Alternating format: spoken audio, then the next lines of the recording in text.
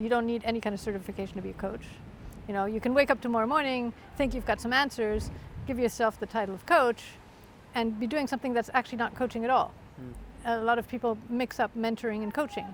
So they think, I have the solution, I've got the answers, you do what I do, you'll be successful. That is not, in coaching terms, a coach, that's a mentor.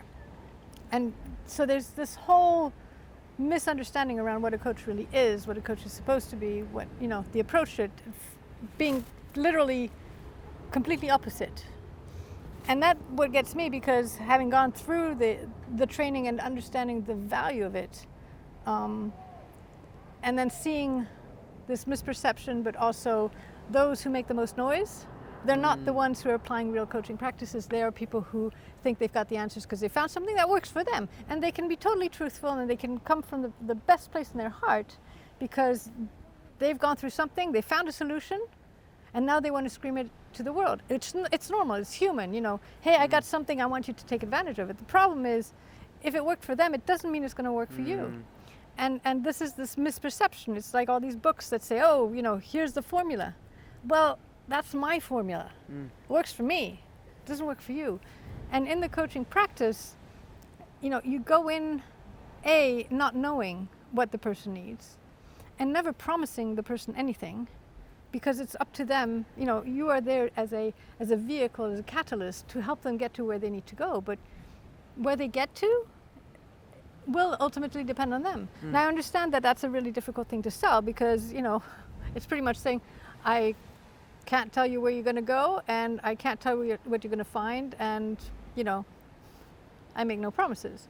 But why would anybody invest in that? But the thing is, that's where you're going to find the best answers. And even if you don't believe in yourself to have the answers, with the assistance of a good coach, they believe you have the answers. That's already a good starting point, as long as one of you believes in it. And then, you know, you actually create not the hope that they will give you the answer. You start feeling the hope that you, and not just the hope, you start feeling the seeds that are planted, that you do have something within you. And that is so much more valuable than hanging on to, you know, somebody else's word and somebody else's answers. Because ultimately, you know, chances are it's not going to be quite right. You can find inspiration. I'm not saying that it's all bullshit and that you know, they're all saying, you know, stupid stuff. Far from it. It worked for them. It's valuable.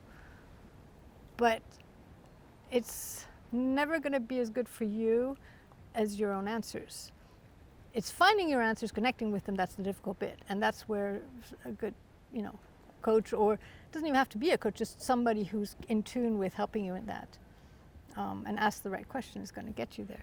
So I have a big problem with that industry as well. And being a coach, I've been approached so many times by these companies and these other coaches, these master coaches, and I'm not talking by master coach as the label MCC. I'm more talking about people who take themselves for somebody who is a master, the self-proclaimed master coaches, who come and tell you, oh, you know, we can teach you how to get more clients, keep your clients longer, make more money from your coaching business.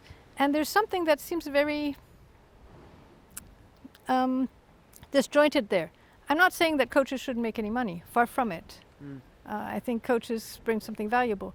But when I hear how to keep your clients longer, I have a big problem with that. Because for me, as a coach, your responsibility is get people to find their wings and fly. Not to create a dependency so that they stay with you longer than they need to.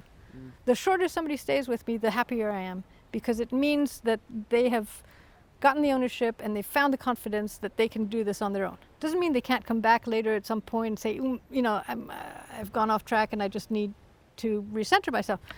Of course, happy to work with you again, but this sort of thing, oh, well, this is going to take so much time, we have to do at least so many sessions, you know, and try to drag it out under the pretense that you're going to go deeper.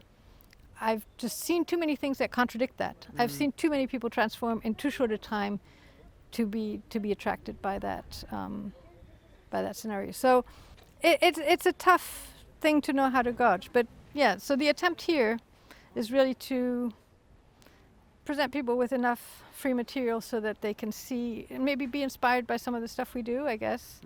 Not to say that that's how you do it. And that's why we like that experimental formula, which is just saying, here's a situation, it happens to be yours or mine, the other one happens to have a tool that might be useful. We go through the motion, we don't know what's going to happen, but sometimes by just watching this kind of thing, you can find some kind of insight or inspiration to try something on your own. And that's all we're really trying to put out there. We're not trying to really teach anybody anything. We're just trying to give them access to triggers that might do something for them, and the opportunity that if they do want to take things further and actually work on themselves with the help that we can provide, then obviously we're happy to do that. So yeah, I'm really excited about the formula that we found and that we're putting out there.